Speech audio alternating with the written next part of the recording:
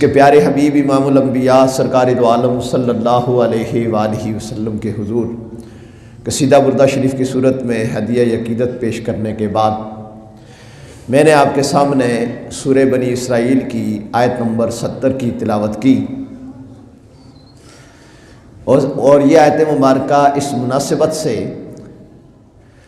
کہ آج پوری دنیا میں انسانیت کی جو تذلیل ہو رہی ہے، انسانوں کو جو ذلیل و رسوا کیا جا رہا ہے، جو ظلم و ستم ہو رہا ہے، دنیا والوں کو یہ بتایا جائے کہ انسان کو اللہ نے کتنی عزت عطا فرمائی ہے۔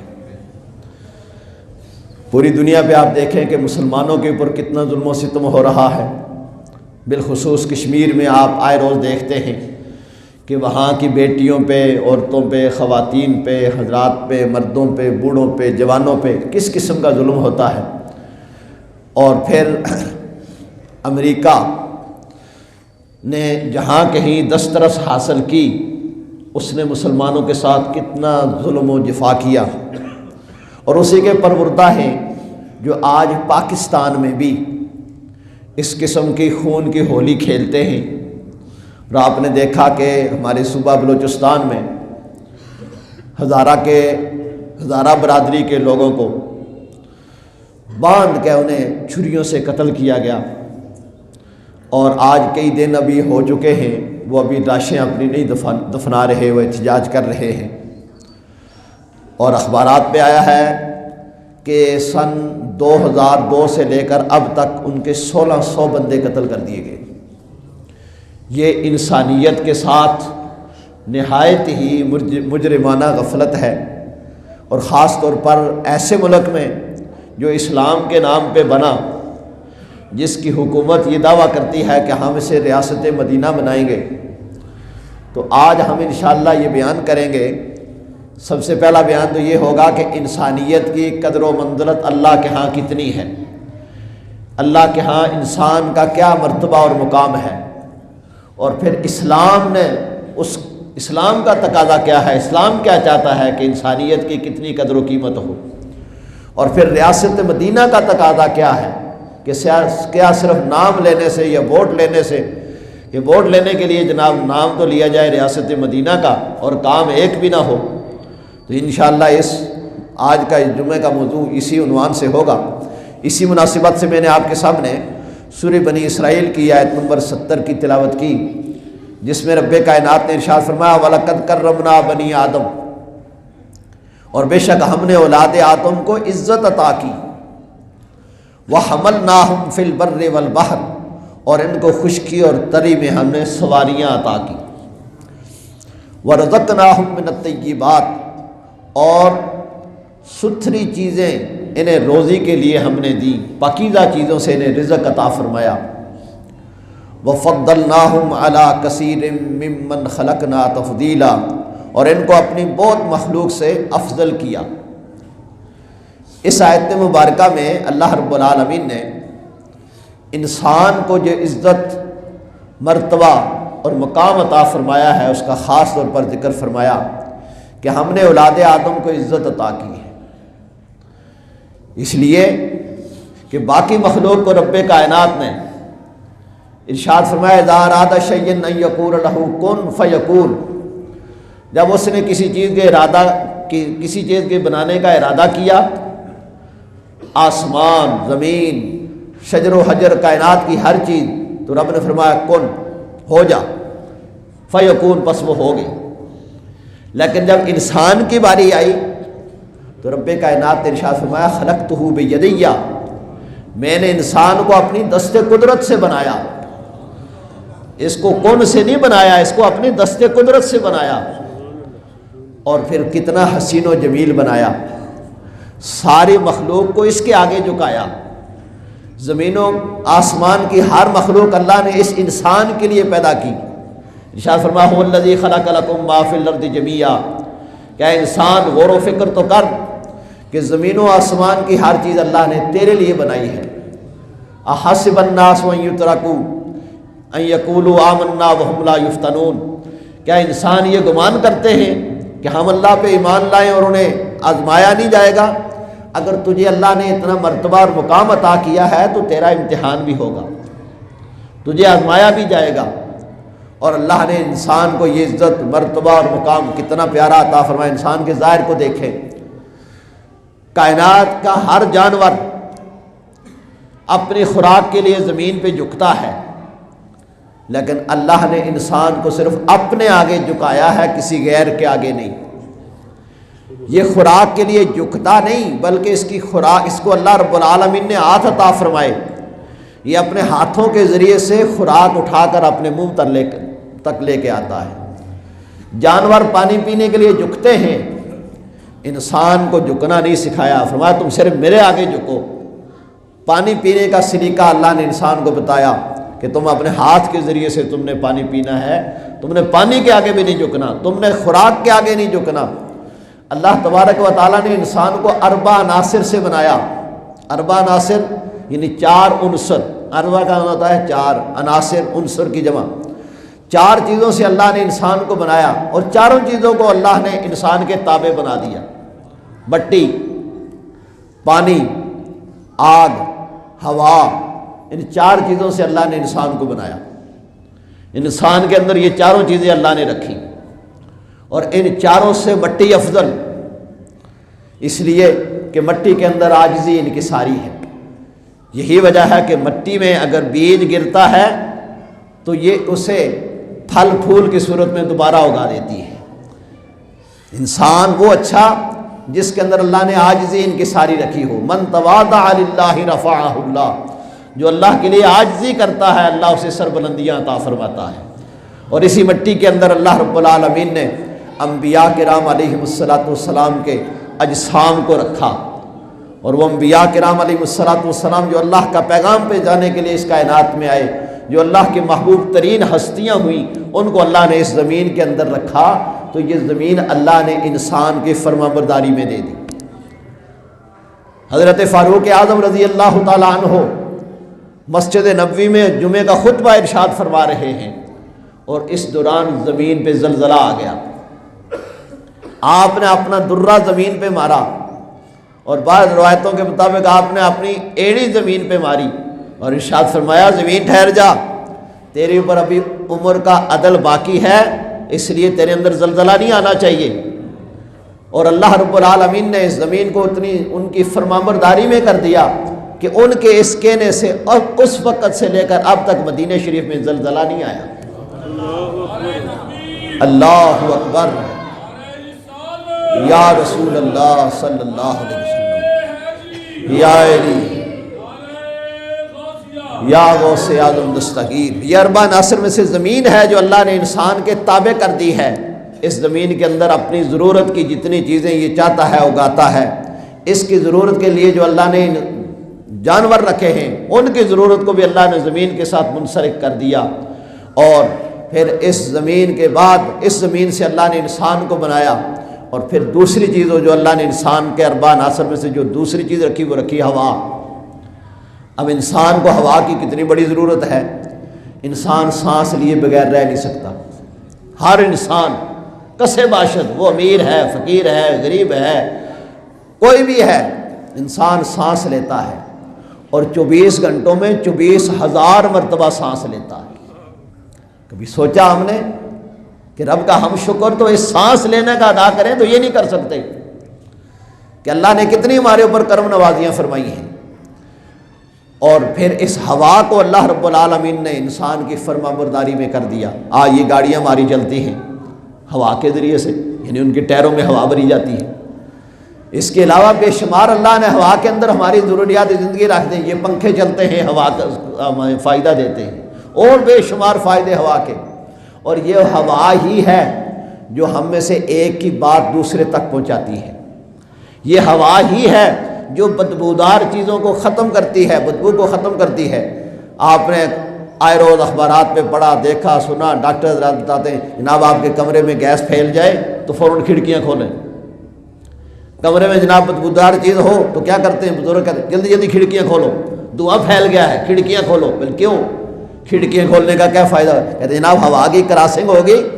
اب وہ چیز جو ہمارے لیے موذی بن چکی ہے، جو ایذا دے رہی ہے، جو ہمارا سانس گھٹا رہی ہے، جس سے ہمیں نقصان ہو رہا ہے، اس ہوا کے ذریعے سے اللہ ہمیں بچا لے گا۔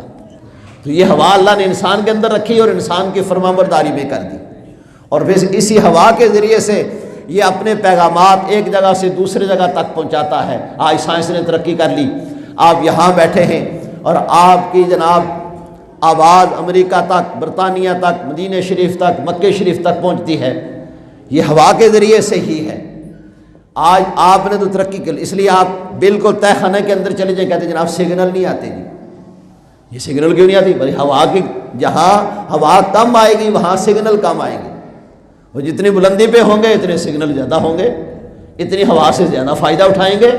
تو ہوا رب العالمین نے انسان کے تابع کر دی، اور کتنی تابع کر دی؟ فاروق اعظم رضی اللہ تعالیٰ عنہ کی بھی آپ کے سامنے مثال پیش کروں۔ مسجد نبوی میں جمعہ ارشاد فرما رہے ہیں، اور دوران جمعہ آپ حضرت ساریہ رضی اللہ تعالیٰ عنہ جو ایران میں جنگ لڑ رہے ہیں مقام نہاوند میں، شاہ فرماتے ہیں یا ساریہ الجبل، ساریہ پہاڑ کی فکر کرو، ساریہ پہاڑ کی طرف توجہ کرو۔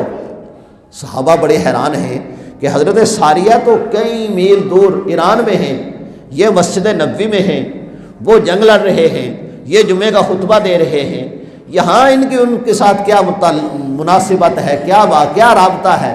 لیکن کسی کو جرت نہ ہوئی کہ کوئی پوچھ سکتا۔ اور کچھ عرصہ کے بعد ایک شخص آیا، کہنے لگا اسی فوج میں سے، کہنے لگا عین جمعہ کے وقت فلاں تاریخ کو ہمارا لشکر پسپا ہو رہا تھا، دشمن پہاڑ کے پیچھے سے چھپ کر ہمارے اوپر حملہ کرنے لگا تھا، اور فاروق اعظم رضی اللہ عنہ کی آواز کی برکت سے اللہ نے ہمیں فتح عطا فرما دی۔ یہ اللہ نے ہوا آپ کے تابع کر دی، اور آپ نے جو آواز مدینہ شریف سے نکالی، اس ہوا نے فوراً وہ آواز مقام نہامن تک حضرت ساریہ رضی اللہ عنہ کے کانوں تک پہنچا دی۔ یہ ہوا جس سے اللہ نے انسان کو بنایا ہے، اس کے انسان کے لیے کتنے فائدے ہیں۔ ہوائی جہاز میں آپ سفر کرتے ہیں اس ہوا کے ذریعے سے۔ اور پھر تیسری چیز جو اللہ نے انسان کے اندر رکھی وہ ہے پانی۔ اب کون سا انسان ہے جو پانی کے بغیر رہ سکتا ہے؟ پانی ہم سب کی کتنی ضرورت ہے، اسی لیے پانی کو ضائع کرنے سے رسول پاک صلی اللہ علیہ وآلہ وسلم نے منع فرمایا، پانی ضائع کرنا حرام قرار دیا۔ کہ آپ صلی اللہ علیہ وآلہ وسلم نے ایک شخص کو دیکھا جو نہر کے کنارے پانی وہ وضو کر رہا تھا، تو حضور علیہ الصلوۃ والسلام نے ارشاد فرمایا پانی ضائع نہ کرو، اگرچہ تم دریا کے کنارے پر ہو، اس کا بھی کل قیامت کے دن تم سے حساب لیا جائے گا۔ اور یہ ہم سب کے لیے سبق بھی ہے کہ ہمارے اس ملک میں جہاں پانی کی بہت زیادہ کمی ہے، ہم گھروں میں کیا، مسجد میں کیا پانی ضائع کرتے ہیں۔ یہ اللہ کی ایک بڑی عظیم نعمت ہے۔ اللہ تعالیٰ نے انسان کو بلکہ پورے کائنات کے جتنے حیوانات ہیں اس پانی سے اللہ نے ان کو پیدا کیا ہے۔ تو پانی ہم سب کے لیے اللہ نے نعمت بھی بنا دی، اور ہماری سرشت کے اندر بھی، ہماری فطرت کے اندر بھی، ہماری تخلیق کے اندر بھی اللہ نے پانی کو رکھا۔ اور فاروق اعظم رضی اللہ تعالیٰ عنہ کے دور خلافت میں دریائے دجلہ کہ لوگوں نے آ گئے شکایت کی، اللہ نے اپنے نیک بندوں کے تابع پانی کو بھی کیسے فرما دیا ہے۔ آگے شکایت کی جناب مصر کے لوگ ہر سال دریا کے نام ایک عورت کو بیچتے ہیں، ایک عورت کو دریا میں غرق کرتے ہیں، ڈبو دیتے ہیں، تب وہ دریا جاری ہوتا ہے، وگرنہ جاری نہیں ہو سکتا۔ حضرت سعد بن ابی وقاص رضی اللہ تعالیٰ عنہ وہاں کے گورنر تھے، اسلام وہاں تک پہنچ چکا تھا۔ اب یہ اسلام کی برکتیں ہیں۔ اسلام نے کہا نہیں، اس سے پہلے جو ہو چکا سو ہو چکا، اب اسلام ہر جان کا تحفظ کرتا ہے۔ فرمایا من قتل نفسا بغیر نفس فکأنما قتل الناس جمیعا، جس نے ایک جان کو بغیر کسی وجہ کے قتل کیا اس نے پوری انسانیت کا قتل کیا۔ تو آپ نے فرمایا اب ہم کسی عورت کو، کسی دوشیزہ کو یہاں قتل نہیں ہونے دیں گے، اسے دریا میں ڈبونے نہیں دیں گے، اسے دریا کا چڑھاوا نہیں چڑھانے دیں گے۔ لوگوں نے کہا جی پھر ہم کیا کریں؟ دریا خشک ہو جاتا ہے، ہمارے لیے مالی مشکلات آ جاتی ہیں، ہماری کھیتیاں، ہمارے باغات اجڑ جاتے ہیں۔ آپ نے فرمایا میں فاروق اعظم رضی اللہ عنہ کی بارگاہ میں خط لکھتا ہوں، وہ ہماری رہبری اور رہنمائی فرمائیں گے، کیونکہ یہ ریاست مدینہ کے نائب ہیں، وہ رسول پاک صلی اللہ علیہ وآلہ وسلم کے خلیفہ ہیں، اور ریاست مدینہ جہاں ہوتی ہے وہاں سب کا خیال رکھا جاتا ہے، وہاں یہ نہیں کہ دشمن کر گیا فلاں کیا کر گیا، نہیں، ریاست مدینہ کا تقاضا یہ ہے کہ ہر حقدار کو اس کا حق ملے۔ فاروق اعظم رضی اللہ تعالیٰ عنہ تک جب یہ خط پہنچا تو آپ نے اس خط کے دوسری طرف اپنی طرف سے لیٹر، ان کے نام نہیں، گورنر کے نام نہیں، دریا کے نام لکھا، اور لکھا کیا؟ فرمایا ان کنت تجری من قبلک فلا تجری وان کنت تجری من امر اللہ فجری، فرمایا دریا اگر تو اپنی مرضی سے چلتا ہے تو رک جا، ہمیں تیری کوئی ضرورت نہیں ہے، اور اگر تو رب کائنات کی مرضی سے چلتا ہے تو ہم اللہ کی بارگاہ میں دعا کرتے ہیں کہ ہم آئندہ تیری کوئی رسم پوری نہیں کریں گے، دریا آئندہ تو رکنا نہ، جاری لینا۔ اب جب یہ خط وہاں کے گورنر کو ملا، مصر کے گورنر کو ملا، لوگ اکٹھے ہو گئے، جناب ہمارا مسئلہ حل ہوا، فرمایا ہو گیا، ریاست مدینہ ہو اور مسئلہ حل نہ ہوئے، یہ کیسے ہو سکتا ہے؟ ہو گیا تمہارا مسئلہ حل، آؤ دریا کے پاس چلتے ہیں۔ لوگوں نے کہا بڑی عجیب بات ہے، اس سے پہلے تو خط انسانوں کے نام آیا کرتے تھے، یہ تاریخ انسانیت کا پہلا واقعہ ہے کہ یہ انسان کا خط دریا کے نام آ رہا ہے۔ سارے لوگ دریا پہ پہنچے اور سارے لوگوں نے دیکھا کہ جب وہ خط اس دریا میں ڈالا گیا اس وقت سے لے کر اب تک وہ دریا جاری ہے، خشک نہیں ہوا۔ یہ ہے ریاست مدینہ، یہ ہے اسلام کا فیض، یہ ہے نبی پاک صلی اللہ علیہ وآلہ وسلم کا دیا ہوا دین کہ انسانیت کی خدمت کرنی ہے۔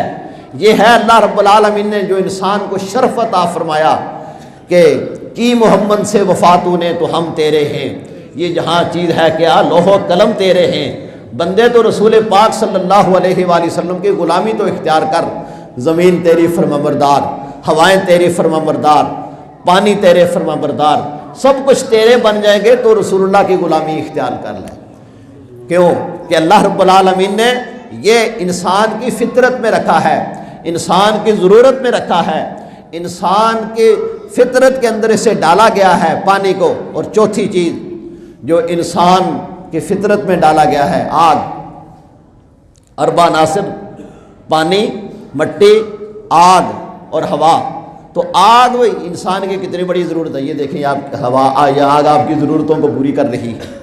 آج سردی میں ہر آدمی اس آگ کی ضرورت کو پورا کرتا، یہ آگ انسان کی ضرورتوں کو پورا کرتی ہے، انسان کی روٹی پکانے کے لیے، انسان کا کھانا تیار کرنے کے لیے آگ ہماری ضرورتوں کو پورا کرتی ہے، لیکن حد سے بڑھ جائے تو یہ انسان کو ہلاکت اور تباہی اور بربادی میں لے جاتی ہے۔ لیکن فاروق اعظم رضی اللہ تعالیٰ عنہ کی فرمانبرداری میں اللہ نے ہوا اس آگ کو بھی دے دیا تھا۔ علاقے میں آگ لگ گئی، آج آگ لگے تو جناب فائر بریگیڈ کو ٹیلی فون کیا جاتا ہے، اور وہ آتے آتے کتنے ہی گھر تباہ ہو جاتے ہیں، کتنے کارخانے جل جاتے ہیں، کتنی فیکٹریاں تباہ ہو جاتی ہیں۔ فاروق اعظم رضی اللہ تعالیٰ عنہ کو بتایا گیا فلاں علاقے میں آگ لگ گئی ہے۔ فاروق اعظم رضی اللہ تعالیٰ عنہ نے اپنی چادر مبارک عطا فرمائی، فرمایا یہ چادر لے جاؤ اور لے جا کر آگ کے سامنے رکھنا، آگ جدھر سے آئی ہے ادھر سے ہی غائب ہو جائے گی، واپس چلی جائے گی۔ یہ اللہ رب العالمین نے انسان کے اسے بھی تابع کر دیا ہے، اور انسان کو اللہ تبارک و تعالیٰ نے ان اربع عناصر سے بنا کر ساری کائنات کے اوپر انسان کو اللہ نے فضیلت عطا فرمائی، عظمت عطا فرمائی۔